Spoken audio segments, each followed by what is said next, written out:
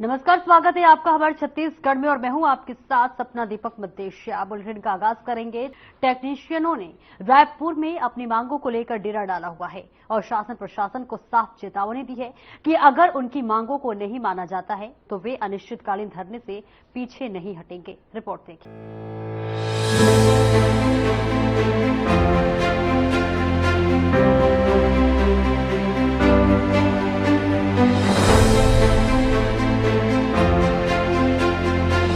रायपुर में पिछले 3 दिनों से छत्तीसगढ़ के क्रेडा विभाग के टेक्नीशियंस आंदोलन पर उतरे हुए हैं। टेक्नीशियन पूछ रहे हैं कि आखिर क्रेडा विभाग में उनकी जगह कौन सी है। जिस तरीके से क्रेडा विभाग के टेक्नीशियन काम करते हैं, उन्हें साल भर का एग्रीमेंट साइन करना पड़ता है और जिस तरीके से अगर बस्तर संभाग या फिर अंदर अबूझमाड़ क्षेत्र की बात करें तो वे लोग जाकर होम लाइटिंग का काम करते हैं। वहाँ पर भी इनको जान जोखिम में डालकर नक्सली इलाकों में काम करना पड़ता है। इन लोगों ने 2014 में सरकारी नियम के तहत इंटरव्यू देकर जॉब ज्वाइन की थी, लेकिन आज तक उन्हें ना नियमित किया जा रहा है और ना उन्हें कलेक्टर दर में रखा जा रहा है। कलेक्टर को भी नहीं पता कि वे लोग कलेक्टर दर पर हैं और उन्हें जो भत्ता मिलना चाहिए वो भी नहीं दिया जा रहा। विभाग के टेक्नीशियन लगातार आंदोलन पे उतर गए हैं। देखना होगा कि किस तरीके से जैसे शासन बदल गई है, बीजेपी की शासन पहुंच गई, इससे पहले कांग्रेस की शासन भी 5 साल कार्य कर चुकी है। देखना होगा कि जिस तरीके से ये जो क्रेडा विभाग के लोग 2014 से जैसे नियुक्त हुए हैं, आज तक का सिर्फ एक ठेकेदारी की जिंदगी जी रहे हैं। किस तरीके से इनका संघर्ष जो बना हुआ है, मेरे पीछे जो लोग बैठे हुए हैं, आज इन लोग खुशी से यहाँ पे बैठे नहीं हैं। अपनी एक जिंदगी का लगातार वे लोग लगे हुए हैं संघर्ष के कि कहीं ना कहीं हमारा जिस तरीके से मेहनत क्रीड़ा विभाग में कर रहे हैं, नियमित होगा या नहीं होगा। आज भी वो लोग लगातार असमंजस में लगे हुए हैं कि क्या होगा उनके साथ, क्या उनकी जिंदगी इसी तरीके से संघर्ष भरी रहेगी या सच में उन्हें एक जॉब जिसकी हम लोग अपेक्षा करते हैं कि लगातार लगे रहते हैं कि कहीं ना कहीं एक अपनी जिंदगी बेहतर सुधारने के लिए एक जॉब की जरूरत होती है। किस तरीके से भाई लोग जो लगे हुए हैं लगातार अपना एक आंदोलन लगे हैं, यहाँ के शासन प्रशासन दोनों ही लोगों को लगातार वे लोग चेतावनी दे रहे हैं। आंदोलन के वक्त बताया जा रहा है और यहाँ बैठ के हर एक को इन लोग चाहे वो लिखित के माध्यम से हो या ज्ञापन के माध्यम से हो या हर एक चीजों से वो लोग मंत्री हो या फिर कलेक्टर दर तक सभी को इन लोग बता रहे हैं कि किस तरीके से वे लोग अगर 10 मिनट के भी अपना काम बंद कर दे तो कहीं जगह पे पानी या फिर लाइट नहीं दिखेगा। लेकिन आज इन लोगों को कोई ध्यान नहीं दे रहा है। देखना होगा कि जो बने हैं नए मुख्यमंत्री विष्णुदेव साय, क्या सच में इनकी मांगों को पूरी करेगा या फिर देखना होगा कि वे लोग इसी तरह बैठे रहेंगे। क्या आंदोलन लगातार चलता रहेगा या अनिश्चितकालीन हड़ताल के नाम पे जाना जाएगा। बनते हैं हमारे साथ बने हुए यहाँ के अध्यक्ष महोदय जो इनके यूनियन के हैं क्रीड़ा विभाग के, उनसे हम बात करने की कोशिश करेंगे क्या मामला है, क्यों ये लोग पूरे छत्तीसगढ़ के क्रीड़ा विभाग के जो टेक्नीशियन आज बैठे हुए नजर आ रहे हैं। भैया क्या नाम लिखते हैं आप? मैं पंकज टिकरिया। भैया ये सारे छत्तीसगढ़ के क्रीड़ा विभाग के जो टेक्नीशियन है आज रायपुर में यहाँ क्यों बैठे हैं? जितने भी प्रदेश के जितने भी टेक्नीशियन हैं आज, चाहे वो बस्तर संभाग के हो, दुर्ग संभाग के हो, रायपुर संभाग के हो, सारे टेक्नीशियन यहाँ पर आज पिछले 3 दिनों से बैठे हुए हैं। और हमारा मुख्य यहाँ बैठने का कारण ये है, जब पहली बार हमारी भर्ती हुई पंप टेक्नीशियन के रूम में संविदा में, और आज जो स्थिति है 10 साल बाद हमारी, हम वहां से नीचे गिरकर आ गए हैं ठेकेदारी प्रथा में और कलेक्टरेट में। 10 साल से हमारे साथ सिर्फ डिमोशन ही हुआ है। पहले संविदा से, उसके बाद उसको क्लस्टर टेक्नीशियन के रूप दिया गया, उसके बाद इकाई का रूप दिया गया, उसके बाद हमारा 5% इंक्रीमेंट रोक दिया गया, उसके बाद फिर डिमोशन हुआ, हमको क्लस्टर ठेकेदार लिख दिया गया और हमारी सैलरी कलेक्टर रेट में देना चालू कर दिए। और उसके बाद हमको 4000 जब श्रम सम्मान राशि मिलने, हमारी हक जो मिलने वाली थी, उसको भी इन लोग मना कर दिए। और साफ साफ शब्दों में क्रीड़ा विभाग द्वारा हमको ये बोला गया कि आप लोग एक ठेकेदार हो, आप कलेक्ट्रेट में नहीं आते तो आपको 4000 श्रम सम्मान राशि भी नहीं दिया जाएगा। और एक चीज बहुत महत्वपूर्ण बात आपको ये बता दूं, क्रेडा जो हमको ठेकेदार बोल रही है, हमारे किसी भी टेक्नीशियन के पास कोई ठेकेदारी का लाइसेंस नहीं है, ना कोई जीएसटी नहीं है। हम एक ITI holder, fitter, electrical IT holder, युवा बेरोजगार लोग थे जो यहाँ नौकरी तलाश में आए थे। महोदय मैं आपसे एक सवाल करना चाह रहा हूँ। सवाल ये है कि क्या आपको नियुक्त करते समय आपको बताया गया था कि आप एक ठेकेदार बनने वाले हो? नहीं, हम लोग को जब नियुक्त किया गया तो हम लोग को संविदा में नियुक्त किया गया था। उस समय हमको कुछ नहीं बताया गया था और बकायदा हमारी ज्वाइनिंग पेपर आउट हुआ था, हमारी इंटरव्यू हुई थी, उसके बाद हमको ज्वाइनिंग दिया गया था। क्या आज आपके 1 साल का एग्रीमेंट होता है, ये किस तरीके का एग्रीमेंट है?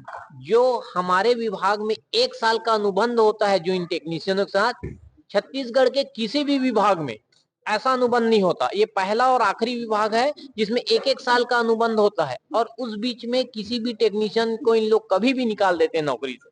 तो 10 साल नौकरी करने के बाद आज हमारी क्रेडा विभाग में स्थिति गौण है। हमारी कोई पहचान नहीं है, हमारा कोई वजूद नहीं है। आज का ये जो धरना प्रदर्शन है शांतिपूर्वक, हम लोग वही चाह रहे हैं कि क्रेडा में हमारा वजूद क्या है, हमारी पहचान क्या है। हम अपनी पहचान मांगने के लिए आज क्रेडा विभाग शासन और प्रशासन से लड़ने के लिए यहाँ पर बैठे हुए हैं। हमको अपनी पहचान चाहिए बस। जिस तरीके से लगातार जितने भी छत्तीसगढ़ के जितने भी टेक्नीशियन है, टोटल लगभग 500 के ऊपर ही होंगे आप लोग, तो जिस तरीके से इतने लोगों की जो भविष्य है आउट हुआ था बकायदा। हाँ। मैं पेपर देख के फॉर्म भरा था। फॉर्म भरने के बाद मुझे इंटरव्यू बुलाया गया। आपकी क्वालिफिकेशन क्या देखी गई थी? आईटीआई फिटर हूं मैं। आईटीआई फिटर से फिटर इलेक्ट्रिशियन का भर्ती निकलता है। पेपर में आउट हुआ था। फॉर्म डाला, फॉर्म डालने के बाद भर्ती प्रक्रिया चालू हुई। मैं इंटरव्यू के लिए गया था, इंटरव्यू मेरा वेटिंग था, वहां से मेरा भर्ती हो गया। ऐसा मेरे ख्याल से आप ठेकेदार का लाइसेंस तो रखे होंगे ना? नहीं, कुछ नहीं, ऐसा कुछ नहीं मिलता है हम लोगों को। ऐसा कुछ नहीं तो फिर आज आप ठेकेदार कैसे बन गए हो? उनकी एक योजना होती है, ये लोग ऐसा है हमारा विभाग हर बार नियम को चेंज कर रहे हैं। जितना मतलब जम चाहे मन चाहे जी नियम लगा रहे हैं हमारे ऊपर। 100 रुपए की स्टाम्प मंगाते हैं, स्टाम्प में भी जबरदस्ती से आप साइन करो, ये तो तुमके यहाँ से निकाल दिया जाएगा। आपको सीधा नौकरी की धमकी दी जाती है। उस जगह अपना परिवार और अपना पेट, आदमी क्या करेगा उस जगह में? आप लोग 10 साल झेल लिए इंसान, लेकिन अब कब तक झेलेगा चीजें? महोदय, आपने इस विषय को लेकर कहाँ ज्ञापन सौंपा है? हम लोग इस विषय को लेकर पूर्व में जब कांग्रेस की सरकार थी उस समय से हम लोग लड़ाई लड़ रहे थे, भूपेश सरकार को दिए, उन लोग ने हमारी कोई सुनवाई नहीं हुआ। अभी वर्तमान में जो भाजपा सरकार है, जो हमारे मुख्यमंत्री जी हैं, उनके पास हम लोग ज्ञापन दिए, उनके गिरिग्राम में हम लोग जाके दिए हैं। जो उनका और उसके बाद जो अभी जो जन चौपाल गुरुवार को लगा था, जो जन दर्शन में, उसमें हम लोग दिए हैं। विष्णुदेव शाह, वरुण शाह जी को दिए हैं। ओपी चौधरी, हाँ, हमारे महासंघ के तरफ से ओपी चौधरी जी को ये हमारा लेटर गया है हमारे लेटर हेड से। तो इस प्रकार से हम लोग अभी जो जनप्रतिनिधि हैं उनको भी हम अपनी समस्याएं बता रहे हैं और अपनी पीड़ा को उन तक रख रहे हैं। जब जनसंपर्क में आप सीएम से मिले हैं विष्णुदेव शाह जी से, क्या आश्वासन मिला आपको? हमको सिर्फ आश्वासन मिला, ठीक है आपके विभाग से बात किया जाएगा, पता करते हैं कि आप लोग के साथ क्या हो रहा है। हमको बस इतना आश्वासन मिला है, उसके बाद अभी तक हमको उधर से आउटपुट नहीं मिला है। पूर्व सरकार भूपेश बघेल थे जो कांग्रेस के रहे हैं, आपने उनसे भी मिला होगा? हाँ, उनसे भी हम लोग कई बार मिले हैं। उनके सुपुत्र श्री चैतन्य बघेल से भी मिले हैं। सीएम साहब से भी मिले हैं, उनके वो एसडी से भी मिले हैं। बकायदा हम अपने लेटर हेड से उनको कई बार उनके वहाँ भिलाई वाले हाउस में और रायपुर वाले हाउस में जाके हम लोग लेटर दिए हैं, लेकिन उसके बाद भी हमारा कोई सुनवाई नहीं हुआ है। इसलिए मजबूरन आज हम लोग को ध्यान आकर्षण के लिए अनिश्चितकालीन हड़ताल के लिए यहाँ पर धरना स्थल में बैठना। जब तक आपकी मांगे नहीं पूरे होंगे तब तक आप लोग बैठे रहेंगे? जी, इस बार तो हम लोग जब तक हमारी मांगे पूरी नहीं होगी तब तक धरना स्थल में बैठे रहेंगे, क्योंकि जब तक हमारे भविष्य का फैसला नहीं होगा, हम अपने बीवी बच्चे अपने परिवार के लिए बैठे हैं। हमारी ही वजूद नहीं है, हम जिस विभाग में काम करते हैं हमारा ही पहचान नहीं है, तो हम अपने फैमिली को, अपने आने वाले फ्यूचर में अपने परिवार को क्या देंगे, क्या पहचान देंगे? हम अपनी पहचान के लिए, अपने फैमिली के लिए और पूरे टेक्नीशियन भाई के करियर के लिए आज यहाँ बैठे। जो आप लोग एग्रीमेंट साइन करते हो, ये एग्रीमेंट कलेक्टर को पता रहता है क्या? ये एग्रीमेंट कलेक्टर को पता नहीं रहता है। यानी कलेक्टर से कोई परमिशन नहीं लिया जाता कि हम लोग इनसे ये करवा रहे हैं, आपके कलेक्टरेट में डाल रहे हैं। हाँ, तो अगर उनको पता नहीं है तो आप लोग उनको अवगत नहीं करवाए हैं? हम लोग लेटर दिए हैं। अभी भी जब धरना में बैठे तो अपने अपने जिले के सब कलेक्टर को लेटर देके हम लोग धरना में बैठे, लेकिन उधर से भी अभी तक हमारे लिए कुछ शुभ संकेत या कुछ हमारा पूछ परख करने के लिए ऐसा कुछ भी नहीं हुआ। आप लोग टेक्नीशियन हैं, लगातार आप लोगों की ड्यूटी रहती है, कितने घंटों की ड्यूटी रहती है आपकी? हमारी ड्यूटी सुबह 10 बजे से 5 बजे बोलने का है लेकिन आधी रात में भी अगर कहीं से कंप्लेन आता है, फोन आता है, क्योंकि सारे सिस्टम गवर्नमेंट सेक्टर में लगे हुए हैं। बहुत अगर नक्सलाइट बेल्ट है, पुलिस विभाग और हॉस्पिटल है, चिकित्सा का क्षेत्र हो गया, शिक्षा का क्षेत्र हो गया, ऐसे ना संवेदनशील जगहों में कलेक्ट्रेट हो गया, ऐसे सभी जगहों में लगे हैं। तो वहां अगर कभी भी लाइट की व्यवस्था करनी होती है तो आधी रात को भी हमको जाके वहां व्यवस्था देना पड़ता है। यानी कि 24 आवर्स का ड्यूटी है। 24 आवर्स की ड्यूटी। बस्तर से कोई है आप लोग क्या? जी ये बस्तर से हैं आप? जी, कहाँ से हैं बस्तर में? कोंडा गांव से। कोंडा गांव से, यानी कि आप तो नक्सली इलाकों में रहते हैं। जी। यानी आप बताइए, आपको अगर कहीं बाहर फील्ड जाके काम करना पड़ता है तो किन समस्याओं का फेस करते हो? शासन प्रशासन देख रही, जान रही, फिर अब गूंगे बहरा टाइप के बैठे है। बाकी उसी आवाज को बुलंद करने के लिए हम सभी टेक्नीशियन बस्तर से भी उपस्थित होके हम चाह रहे हैं कि जी, जिस तरीके से आप हमें बता रहे हो, जो समस्या है आप शायद शासन को नहीं दिख रहा है, लेकिन हमें तो दिख रहा है। लेकिन दूसरी बात यह है कि जहां आप नहीं गए, जिस जगह पे, तो उस जगह का ना लाइट चलेगी ना ही पानी चलेगा, और ज्यादातर आप लोगों का कार्य गवर्नमेंट सेक्टर में होता है। तो उस समय में वो लोग किसे शिकायत करते हैं अगर आप नहीं पहुंचे तो? वो शिकायत अपने में ही आती है सर। जैसे जिस क्षेत्र में जैसे जाना है, कोई भी कंप्लेन आया, जैसे विभाग में जाएगी, जैसे विभाग के बाद हमारे पास ही आता है वो कि आप जाके वहाँ सुधार कार्य करिए। तो हमें वहाँ जाने के लिए भी काफी कठिनाई का परेशानी झेलना पड़ता है वहाँ पहुँचने के लिए।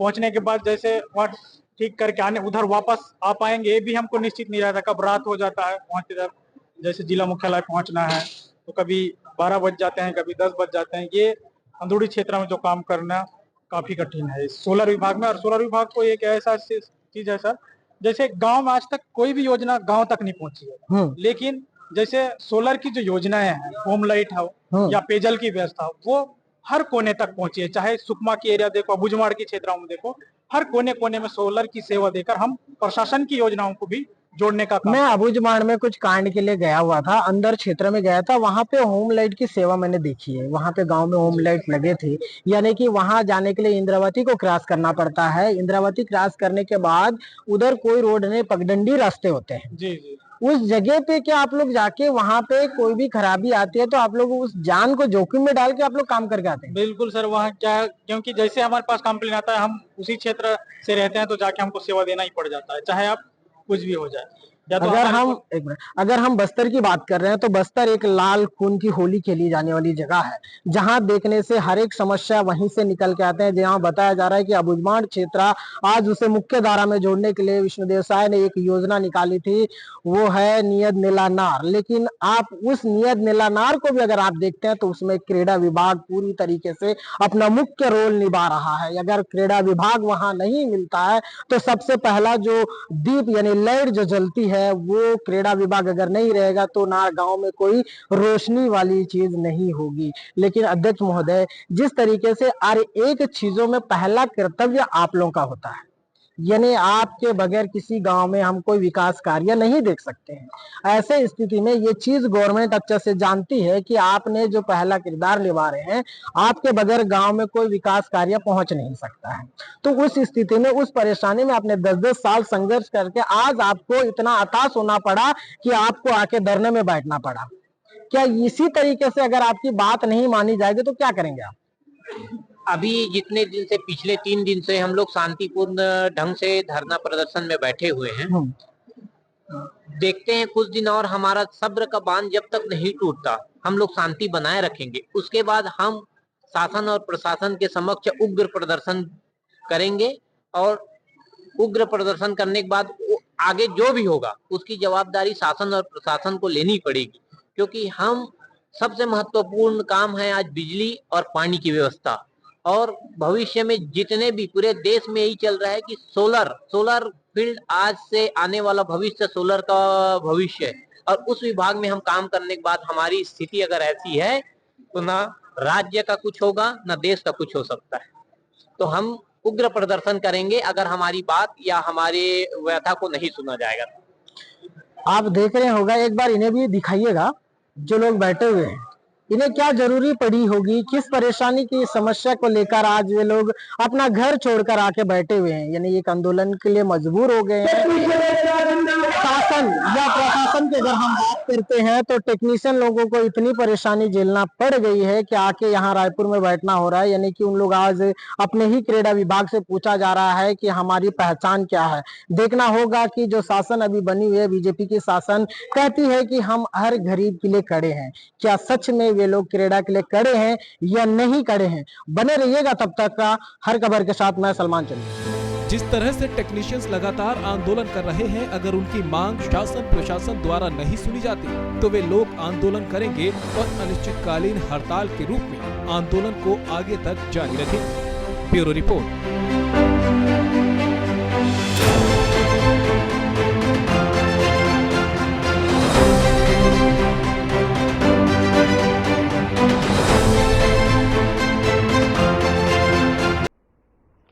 जांजगीर चांपा जिला की मुख्य सड़कों का बुरा हाल है। जिला मुख्यालय की सड़कों के साथ जांजगीर किरा रोड का बुरा हाल हो गया, जिसके चलते यात्रियों का चलना दुभर हो गया है। सड़कों में गड्ढे हैं या गड्ढे में सड़क, ये तय कर पाना मुश्किल है। लोग इन गड्ढों में गिरकर घायल हो रहे हैं, लेकिन सड़क की सूध लेने वाला कोई नहीं है, जिसके चलते ग्रामीणों में आक्रोश है। रिपोर्ट देखिए।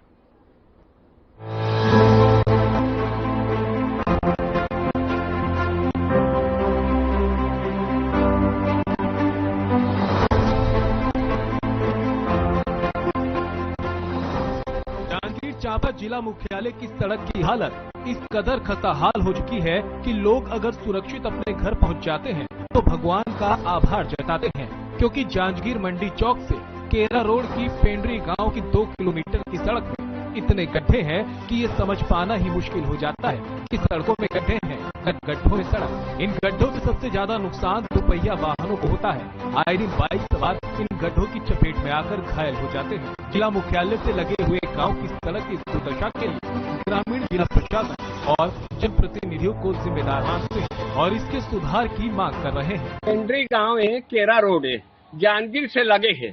पुलिस पेट्रोल पंप है, तो बराव पेट्रोल पंप है, पूरा एकदम जर्जर हो गए है रोड। हा मैडम मन पढ़ाए जाते, लड़का मन पढ़े जाते तो सब गिर जाते, ककरो गोड़ हाथ टूट जाते तो कुछ हो जाते। सब स्कूल है पास में एकदम रोड ऊपर में मैडम मन शिकायत करते, तुहर कैसे गाँव है, कैसे आदमी है, तुमन ऐसे बोला थे। अब पूरा रोड खराब है और पूरा जांजगीर जिला सिर में रहते हुए इतने कन दुख पात है। हमन नहीं बोलते सब बोलता रहे थक गए, बोला तू मन तो नवागढ़ जात हो देखा थो ही, श्रीनगर जात हो देखा थो ही अधिकारी मन है। तब तो बाजू में जर्जर है, पूरा रोड है, केरा रोड है, तो रोड देखा थे भाई, तो में सुधार नहीं करते। हमन तो बोला थक गए। रोड है बहुत जल्दी बनना चाहिए। चौड़ीकरण करना है तो चौड़ीकरण भी कर सकते है, कोई गांव वाला मतलब आपत्ति नहीं है। वहाँ 4 लाइन तक, मंडी से 4 लाइन तक पूरा खराब हो गए है। कनाई से दिल्ली के मेरा जांजगीर आने जाने का दुकान है मेरा, कनाई तो सामान लेने आना जाना करता हूँ। ये यहाँ तो ठीक है, 4 लाइन से यहाँ तक आ जाते, यहाँ से इधर तक आने में कपड़ा तो गंदा होता ही है और ऐसा डर लगता रहता है कि गिर जाएंगे, यहाँ पास गिरेंगे, खराब हो, कुछ गाड़ी वाड़ी आता रहता है, स्कूल के बच्चे लोग को उसको साइड देना, अभी पैर रखने का, वहाँ चिखला में पैर रखने का तो पूरा वो है, खराब है, गंदा नाली है, तो डर लगता है ज्यादा गड्ढा है तो गिर जाएंगे, गिरने का डर है। और रोड इतना जर्जर हो गया है इधर की आने जाने में तो परेशानी हो ही रहा है। और कपड़ा कुछ काम से निकल रहे हैं अच्छे हो करके, कपड़ा पहन के कुछ काम से तो आने जाने तक में खराब, दुर्घटना भी दुर्घटना होता है। अभी मैं रात में जब सामान लेके जा रहा था, पेट्रोल लेने आता हूँ, पेट्रोल कुछ भी लेने आता हूँ, डीजल वगैरह मेरा गाड़ी की, तो इधर रात में जब इधर गया तो वहाँ पर गड्ढा हो गया है, उसमें मैं गिर गया था। यहाँ भाई लोग बोले कि पानी वानी में साफ कर लो, मैं बोलने वाला थोड़ा बारिश ही हो रहा है तो घर जाते तक तो उतर रहने तो फिर खराब हो ही जाना, इतना दूर में क्या चाहते हैं सर? रोड बनवाना चाहते हैं, जैसा भी हो सके उसका चौड़ीकरण होगा तो जो भी चौड़ा करके बनाए, या फिर जो रोड बनवाना है। बहुत दिन से देख रहा हूँ इसको, जब से मैं आना जाना कर रहा हूँ। मैं तो पहले रायपुर रहता था, अभी जब से आया हूँ तब से देख रहा हूँ, पहले भी बीच में आता था तो यहाँ से खराब, बहुत दिन से खराब ही है ये। कई बार रोड बनाने की मांग भी की गई भाई, यहाँ हुआ था बीच में, डाल दिए थे क्या गिट्टी वगैरह को, उसमें और खराब हो गया, उसकी वजह से और ज्यादा खराब हो गया। तो इसको अगर बनाना है तो सही से बनाए, थोड़ा इसका सही से पूरा पक्की करके, थोड़े जिसमें आने जाने से स्कूल वाले बच्चे, इधर क्या स्कूल भी बहुत है आसपास में, तो सही हो। वहीं जिला मुख्यालय के करीब की सड़कों की बदहाली जिला प्रशासन से भी नहीं छिपी। इस मार्ग से गुजरने वाले वाहनों की संख्या कम करने के लिए पेंड्री से जिला अस्पताल के लिए बाईपास रोड का निर्माण किया गया है, मगर पेंड्री गांव में अधिकांश जमीन निजी होने के चलते चौड़ीकरण नहीं हो पा रहा। लेकिन केरा रोड को चौड़ा बनाने के लिए कलेक्टर ने DMF मद का उपयोग करने की योजना बनाई है। लास्ट तो केरा रोड से यानी मंडी चौक से लेकर के जो पेंड्री बाईपास के रूप में इधर अपने जिला पंचायत कार्यालय तक जुड़ता है, इस रोड के संबंध में समय समय पर चर्चा होती रही है। चूंकि यहाँ से लेकर के यानी जिला पंचायत कार्यालय से लेकर के जो पॉलिटेक्निक कॉलेज होती है, जो रोड जाता है, वो चूंकि आउटसाइड में जो भूमि स्वामी हक की जमीन है, तो उसका तो चौड़ीकरण किया जाना संभव प्रतीत नहीं होता है जब तक कि बजट में शासन से राशि न मिल जाए। बट उसके आगे पेंड्री से आगे लेकर के केरा चौक तक का रोड जो है वो आगामी DMF के कार्य योजना में जोड़ने के लिए कलेक्टर साहब ने पिछली बार में चर्चा की है। संभवतः उस रोड को जो है जिला प्रशासन के द्वारा बनाने पर आवश्यक कदम उठाए जाएंगे। जिला मुख्यालय और उससे लगे गांव की मुख्य मार्ग की स्थिति बस से बदतर हो गई है, जिसमें गर्मी भर धूल और हिचकोले खाने के बाद अब राहगीर कीचड़ से परेशान है और ग्रामीण इस बरसात से पहले सड़कों के चौड़ीकरण और सड़क को व्यवस्थित करने की मांग कर रहे हैं। Bureau report.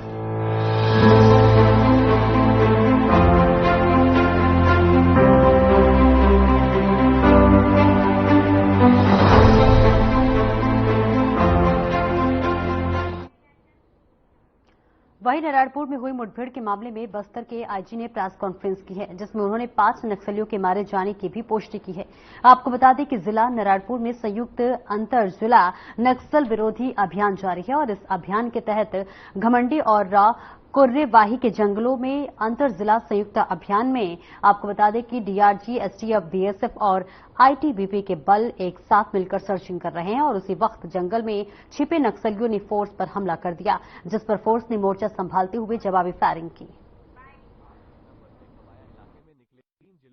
प्रतिबंधित एवं गैर कानूनी CPO संगठन के खिलाफ प्रभावी रूप से कार्रवाई करने के उद्देश्य से बस्तर संभाग के अंतर्गत विगत दिनों से काफी अभियान संचालित किए जा रहे थे।